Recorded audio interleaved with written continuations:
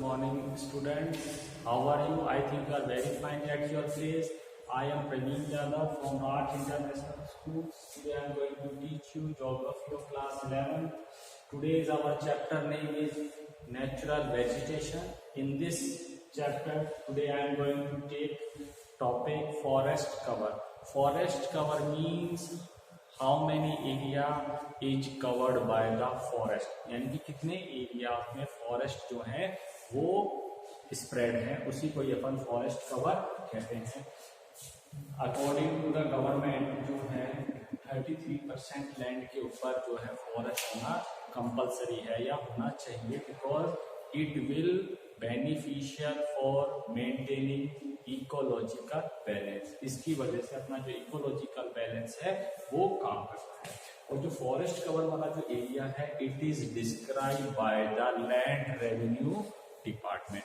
Land revenue department ने बता रखा है कि अपने कितने % लैंड के ऊपर जो है ये फॉरेस्ट एरिया है। तो इनके अकॉर्डिंग जो है अप्रोक्सीमेट जो है 22% लैंड के ऊपर इनके अकॉर्डिंग 22-23% जो है इनके अकॉर्डिंग फॉरेस्ट कवर एरिया है। एक दूसरा वर्ड है actual forest cover. Actual forest cover means it is the aerial और satellite images.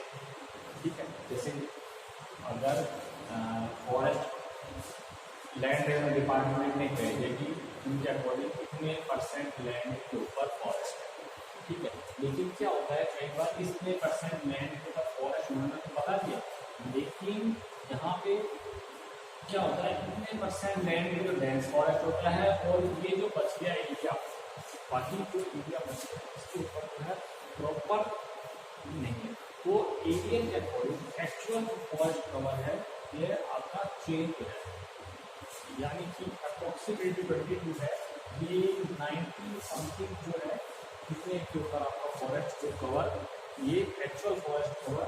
This is the difference between the forest cover and actual forest cover. Actual forest cover जो है हमेशा कम आएगा क्योंकि तो सैटेलाइट से इमेजेस वगैरह लेते हैं और उस इमेज के अंदर ये सारा कुछ आता है, इस वजह से।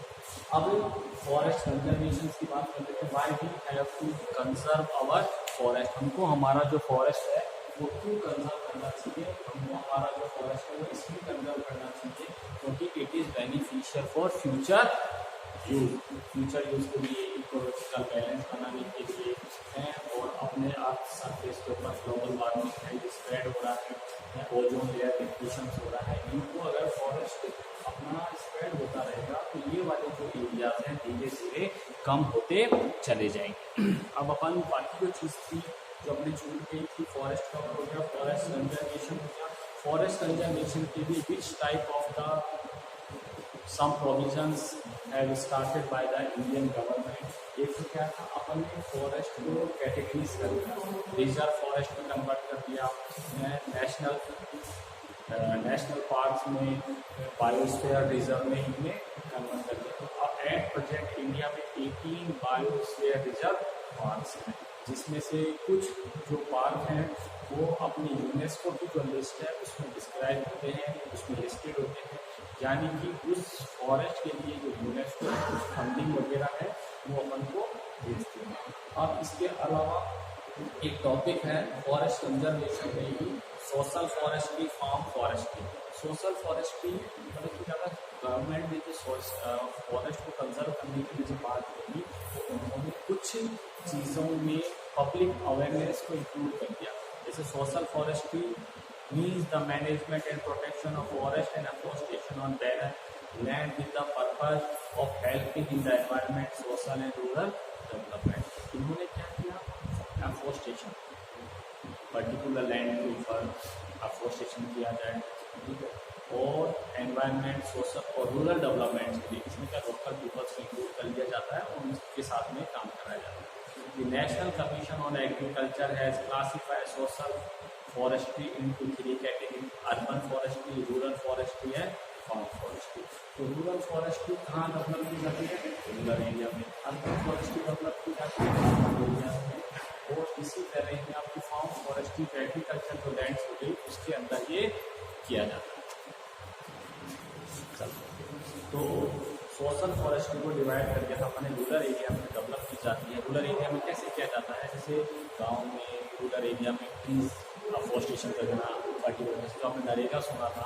नरेगा में क्या था, नरेगा में प्लांटेशन करवाया जाता है वेस्ट लैंड बैरन लैंड से, वहाँ पे जो क्या कहते हैं रिजर्व एरिया लेक्स वगैरह को डिग किया जाता है, पॉन्ड वगैरह को डिग किया जाता है ताकि रेन वाटर जो है वहाँ पे आके इफेक्ट होता है। तो नरेगा में उन लोकल पीपल से डिफरेंट टाइप के वर्क कराए जाते हैं for the beneficial of the rural development.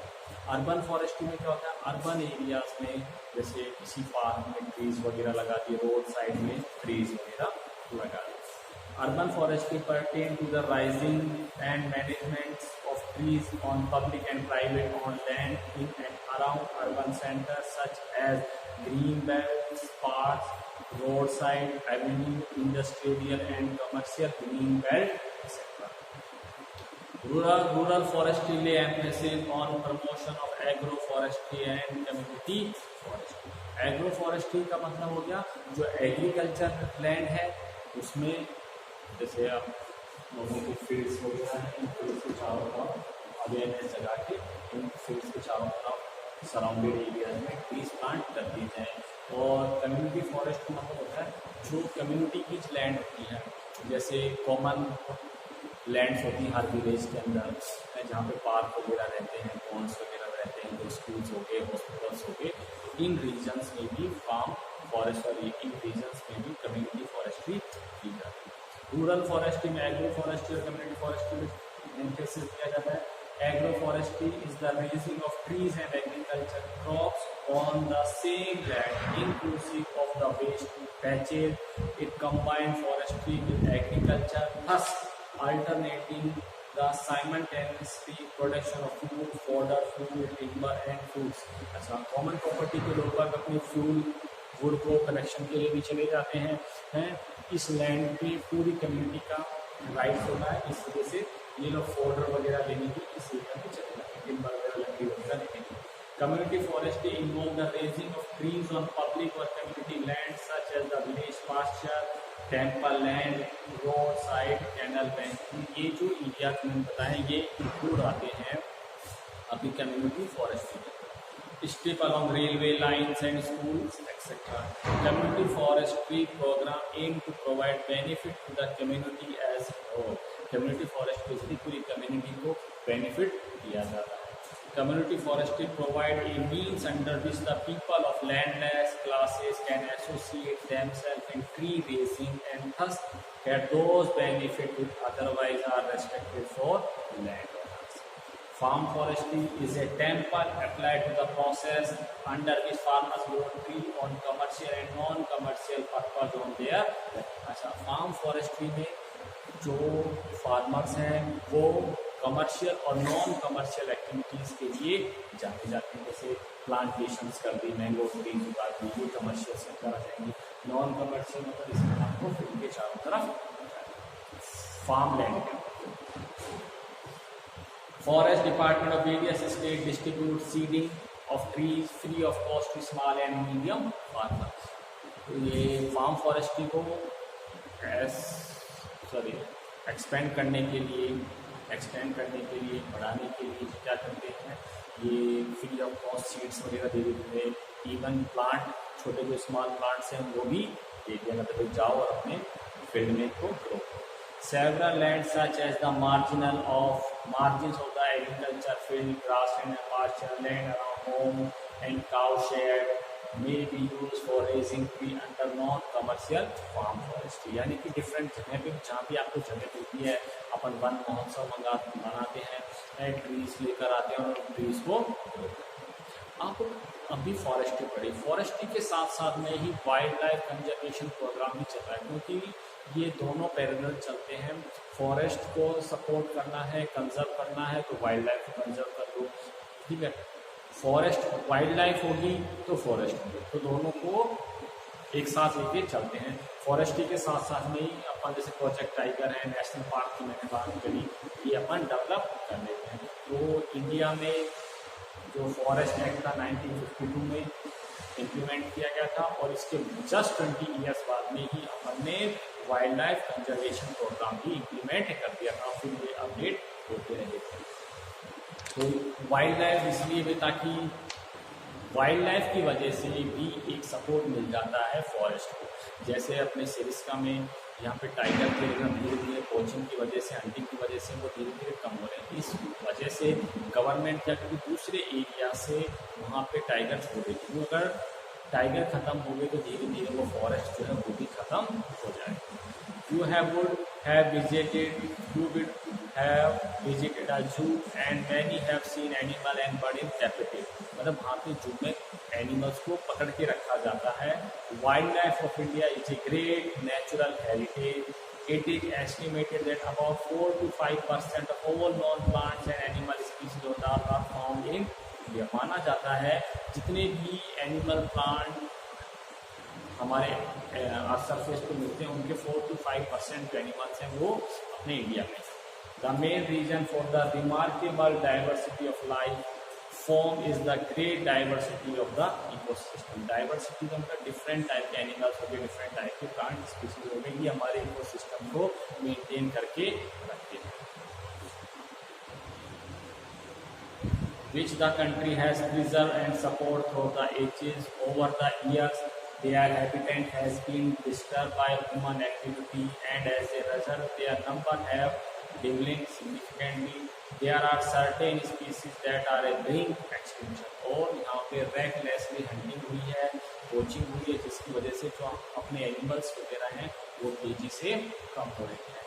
किस वजह से? और भी रीजन थे। एक तो क्या हो गया, अपन इंफ्रास्ट्रक्चर डेवलप कर रहे हैं, अर्बनाइजेशन हो रहा है, पॉपुलेशन बढ़ रही है, इंडस्ट्रियलाइजेशन हो रहा है, इंफ्रास्ट्रक्चर को डेवलप हो रहा है, रेलवे ट्रैक्स बिछाए जा रहे हैं। तो इस वजह से डायरेक्टली इनडायरेक्टली इसका इम्पैक्ट जो है वाइल्ड लाइफ सेंचुरी पर पड़ रहा है, या वाइल्ड एनिमल्स जो है उनकी लाइफ पर पड़ रहा है। Industrial and technological advancement brought about a rapid increase in the exploitation of forest।